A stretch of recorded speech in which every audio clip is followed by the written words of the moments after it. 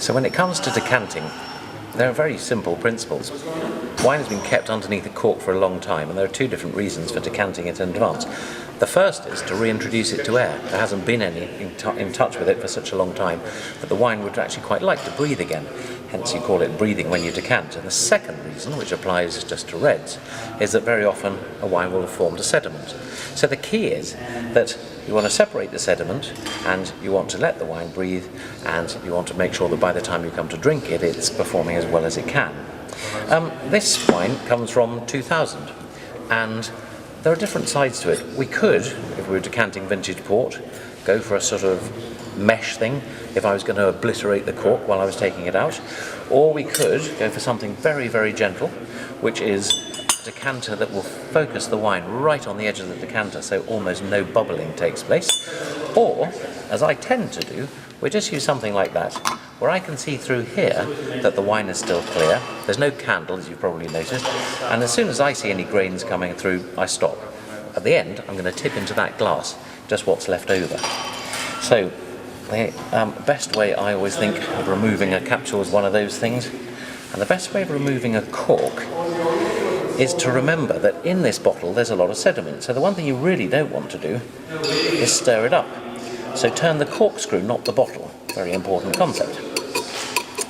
Once the corkscrew's gone all the way in, these corkscrews are particularly good at this, the two-stage concept works very, very well. And bearing in mind that this is a 2000, so it's only 16 years old, but what you've done by lifting the cork is created a vacuum, and it's not unusual for a bit of cork to be left behind. This one, very solid, very clean, 16 years in there and almost nothing has happened. The wine is looking in perfect condition. Now, at this point, your sommelier will sniff the cork and tell you whether the wine is good or not. Frankly, corks quite often smell disastrous because of what happens at that end, so I'm not going to bother with that. All I am going to do is decant the wine.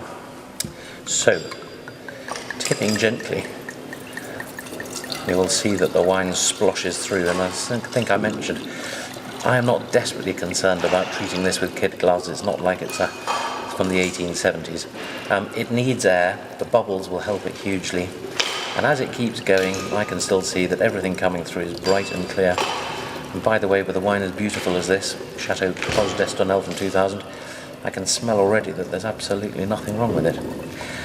As we get towards the end, the plume of sediment does start to move, and the advantage of a candle is that you can see exactly when that plume starts falling into the glass.